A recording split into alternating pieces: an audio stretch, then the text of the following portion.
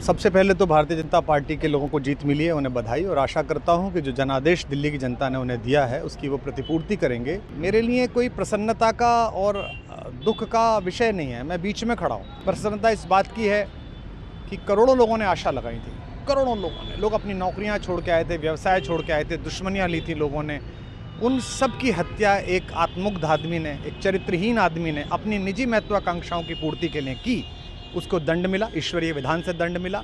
आज टीवी पर जब जंगपुरा का निर्णय आया और सामने दिखाई दिया कि मनीष हार गया, तो सदा तटस्थ रहने वाली और राजनीति से विरत रहने वाली मेरी पत्नी जो है, उसकी आंख में आंसू आ गए, वो रोने लगी। क्योंकि उसी से उसने ये कहा था कि अभी तो है ताकत, और उसने कहा था भैया ताकत सदा तो नहीं रहती।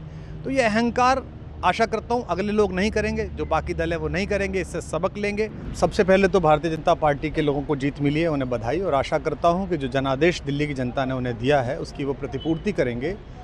और वे सब आम आदमी पार्टी के लाखों करोड़ों कार्यकर्ता जो अन्ना आंदोलन से आए, जिनके बहुत ही निश्चल, निष्पाप और बड़े भारत की राजनीति को बदलने के सपने की हत्या एक निर्लज्ज, नीच, मित्रहंता, आत्ममुग्ध और चरित्रहीन व्यक्ति ने की, उसके प्रति तो क्या संवेदना। दिल्ली को उससे मुक्ति मिली। और मैं ये जानता हूँ कि अब जो आम आदमी पार्टी में लोग बच गए थे सत्ता के लोभ में, लालच में, पदों के लिए, उस पैसे के चक्कर में, वे सब भी अब वापस जाएंगे, लौटेंगे, कुछ अपने व्यवसायों में लौटेंगे, कुछ पार्टियों में चले जाएंगे।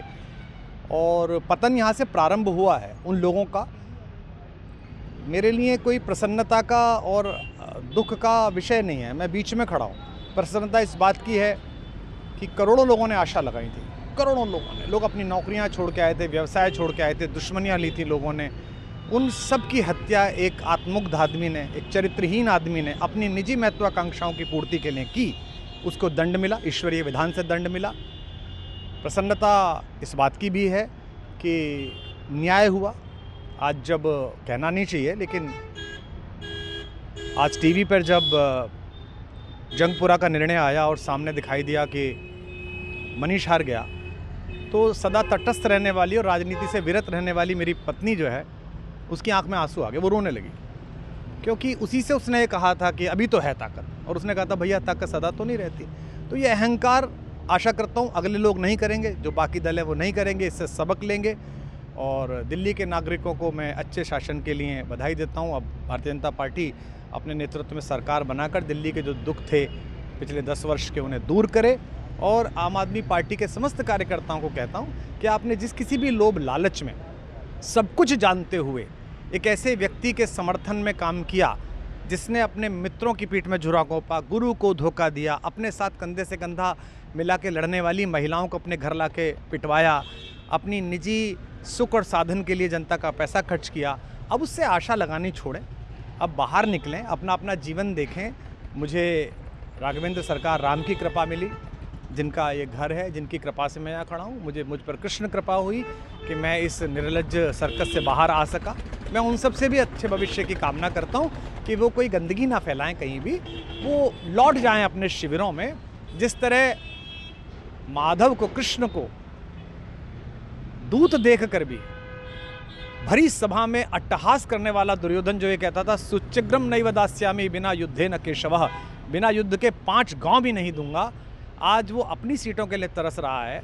और मुझे पता है कि इस दुर्योधन का अंत भी टूटी हुई जंघा के साथ बड़ा ही दारुण होगा। और भारतीय राजनीति एक कलंकित अध्याय के रूप में इस बौने दुर्योधन को और इसके दरबार के तमाम शकुनियों को याद करेगी। मैं उनकी मुक्ति की कामना करता हूं कि ईश्वर उन्हें इस दुख से बाहर निकाले। और समस्त लोगों को बधाई देता हूं कि चलिए अंततः न्याय हुआ। सर, बात करें दिल्ली के चुनाव या यूपी के उपचुनाव मिर्ज़ापुर को लेकर, चुनाव आयोग पर तमाम तरह के आरोप लगाए जा रहे हैं। अखिलेश यादव ने कल कहा कि वहाँ उपचुनाव में मिलकर, ये राजनीतिक विषय है, इस पर मैं राजनीतिक कार्यकर्ता नहीं हूँ, तो इस पर मेरी टिप्पणी शोभनीय नहीं है। वो आपस में सब जाने। लेकिन दिल्ली के चुनावों को लेकर एक मिश्रित प्रतिक्रिया है। दुख है कि अन्ना आंदोलन से एक ऊर्जा जो पैदा हुई थी, जिससे देश में एक सकारात्मक बदलाव हो सकता था, एक वैकल्पिक राजनीति हो सकती थी, उसकी हत्या एक अहंकारी आदमी ने, एक आत्ममुग्ध और असुरक्षित आदमी ने कर दी। मैं आशा करता हूँ कभी ना कभी भारत में ऐसा सूर्योदय किसी न किसी दल में अवश्य होगा, जो भारत को जहाँ पहुँचना है वहाँ पहुँचाने का मार्ग प्रशस्त करेगा।